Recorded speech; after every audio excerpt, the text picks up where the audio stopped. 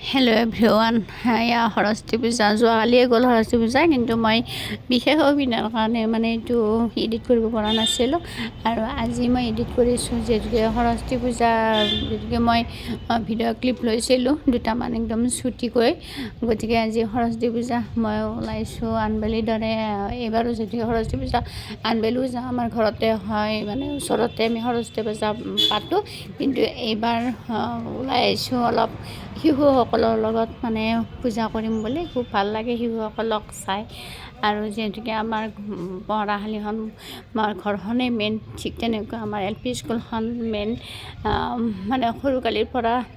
তাত এনেকৈ সৰস্বতী পূজা কৰি অধ্যয়ন কৰি মানে অৰ পৰা মানে আৰম্ভণি কৰি এতিয়ালৈকে